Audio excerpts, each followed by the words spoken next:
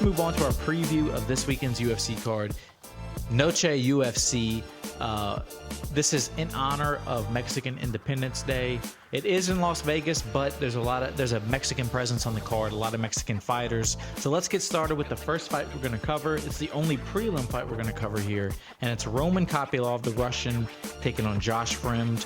Kopylov comes in 3-2, 3 straight wins after an 0-2 start. Fremd started 0-2. He's won 2 in a row. So both guys kind of figuring the UFC out.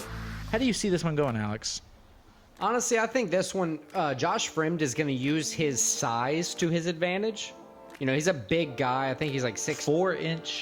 He's 6'4" compared to 6 foot. Right. I was going to say a 6'4" guy, big guy. I think he has 80-inch reach. It's, you know, one of the biggest in the UFC right now, at least in the middleweight division. And that's going to be at least a 4-inch reach advantage for him as well. Taking on the striker, Roman Kopylov, he has 10 KOs, so I think one of the things... 10 out of 11 wins. 10 out of 11. That's right. Crazy. Yeah, he only Over has 90%. one decision win, so he was obviously going to try to knock that guy out. He just, you know, didn't get it. I think Josh Fremd uses his size to his advantage, keeping Kopylov at bay, winning the fight. Honestly, he missed weight his last time out. I think the turnaround shortly, or the short turnaround, I guess I should say, is going to lead to a better camp for him, probably a little better nutrition stance, because that's what he promised his after his last victory. And I think we're going to see a polished, well-placed Josh Fremd out here this Saturday. What do you think? Yeah, I think Fremd gets the dub too. He's my pick for the night. Both guys coming off relatively short notice. Kopylov fought July 29th. Fremd fought August 12th. So not the typical camp length, no break for them. So both guys getting after it again. I have Fremd winning, as I said. I'm surprised that the bookies and everything, they have this fight, I think, minus 350 for Kopylov, plus 280 for Fremd. I think it's a much closer fight. Yeah, it's kind of crazy, right? It is crazy. I think it's a much closer fight. Not for that reason, but that's just something to keep in mind. I'm taking Josh Fremd. All right, the next fight, kicking off the main card at UFC Noche, we're going to be looking at the featherweight division. Fernando Padilla fighting Kyle the Monster Nelson. Padilla, obviously the Mexican in the fight. Now you're learning. Padilla has a record of 15-4, 5 KO wins, 8 submission wins, 2 decision wins, followed up by 4 decision losses. So he's never gotten finished. Right, there you go. Which is a good thing to keep in mind. So that's going to help me teach my 8-year-old how to do that math. Thank you for that in the morning. Kyle the Monster Nelson is 14-5. 5 KO wins, 4 submission wins, and 5 decision wins. He also has a draw on there that if I don't 2 fights ago, I know you're going to definitely point out for me. Yeah, he's 2-4-1 in the UFC. Won his last fight, drew the one before that. So technically on a 2-fight non-losing streak, something to keep in mind after a guy. He went on a run of losing a lot.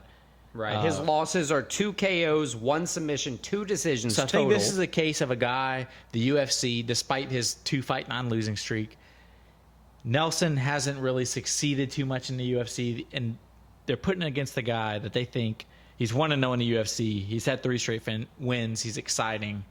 They think this is a good test for him, and I see Padilla passing this test, especially for Mexican Independence Day. He's my pick for the fight. I have to agree with you there. Padilla won his UFC debut by KO, whereas... Yeah, how often do you see guys that are known for finishers come in the UFC in their first few fights or decisions? He came in and he KO'd the guy. Right. First round. I wholeheartedly agree. Nelson's most recent win is by beating Blake Builder by decision. I think kind of that big clash that we're looking for is about to happen here, where Padilla can either finish you on the feet or he can take you down, get you on the ground, lock you in a submission. I agree. I think Fernando Padilla wins this fight. All right, so the next fight we're covering from Noche UFC, Daniel Zellhuber, Christos Gallegos.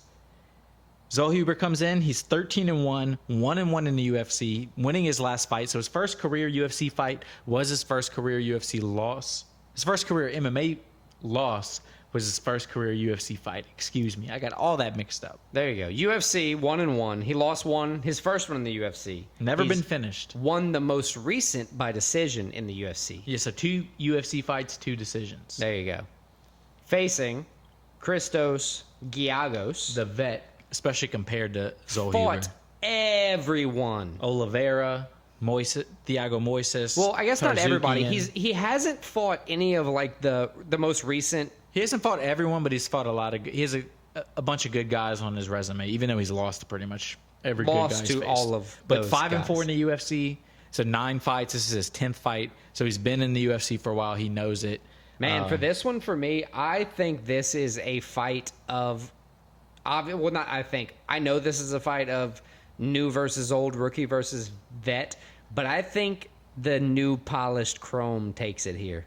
I'm taking the vet. I have got Giagos as my pick. See, I think Zellhuber's going to have what it takes. I think he's going to use that size to his advantage, and I think the experience plays the factor and is the determining factor. well, I'm excited to see it even more now. Next fight we're going to cover is Raul Rosas Jr., the young guy, 18 years old, taking on Terrence Tear Bear Mitchell. Rosa Jr., youngest guy on the UFC roster. This is his 3rd fight already. He's coming off his first career loss, so it's always interesting to see guys how they can rebound and learn from a loss. Some guys can take that loss and Kind of rebound. rebound. Well, not just rebound, but like exponentially grow from it. And Kind of take the loss on their Take chin off. and grow. Like it's a good thing Learn they and needed grow. to grow. Some guys, Right. it devastates them. So we'll see that, especially a younger guy. one of the things we did say, to speaking about devastating losses, is me and you have been talking on honestly every Raul Rosas fight, so all 3. If you lose to him, you have to retire. He's 18. If you lose to I do think this young man, his last loss, though, it will be humbling for him because he was getting a little too cocky for being an 18-year-old in the UFC. I get it, but full nuts. I mean, what are you gonna do? I think it plays into the factor that he needed a loss. He needed to be humbled a little bit. Now I'm sure it Mitchell's made him also better. coming off a loss. Mitchell he's 0-1 in the UFC. He got knocked out July 23rd. So it is kind of a quick turnaround for a knockout, less than 2 months. I'm always worried about coming back from a knockout, how you're gonna respond, because it can really like screw up how Exactly. how you think about fighting. One knockout can change your entire career, chin-wise and mentality-wise, as you said. Imagine being scared of a feint after coming back from a knockout. I mean, that's a detrimental part to your game. Yeah, so we'll see how that comes into play. He does have a 15-year age difference, 33 for Mitchell, so he's not old, but he's taking on the 18-year-old, as we said. Rosas Jr., he's my pick. He's a giant favorite. I think he should be the favorite. I'm surprised he's like minus 700. Dude, is there something that we don't know with the betting favorite, like the odds this weekend? Because they've all been kind of weird, right? Not all of them, but like there's a few that I just completely don't agree with. That one stood out. I thought it would be more like a minus 300 favorite, but minus 700, that's what they have it at. I don't think it's going to be a dominant win for Rosas because I think Mitchell is a seasoned vet, but I think he gets it done. I wholeheartedly agree there. Moving on to the co-main event, we have Kevin Holland facing Jack Della Maddalena. This may be the most entertaining fight of the night. I have to agree with you there. I think this is going to be a big clash. Both fighters perfect through 2 each in 2023. Yeah, so 2 straight. Della Maddalena 5-0 in the UFC. Although I will say his last performance, it wasn't a bad performance, you would say, but his least convincing. It was tough. He was supposed to fight the week prior. Fight got canceled. He didn't want to leave to go back to Australia, so he took the fight the next week in Vegas. I get what you're saying because he had to fight another short notice opponent. The camp wasn't very convincing, but I don't know. He did weigh-ins and then he didn't get to fight. It's a lot. I'll give him the benefit of the doubt on that one. I think Kevin Holland, he's starting to turn a moment in his career. 2 straight wins, as you said. What's surprising, this is his 20th UFC fight. Yeah, that's a lot. He's 12-6-1 in the UFC. We're seeing if he gets this win, although Della Maddalena isn't a highly ranked guy, this would be a win that's a big name to UFC fans, and I think in that light would move him up the ladder. And also, if Della Maddalena got the win, this would be a big win for him.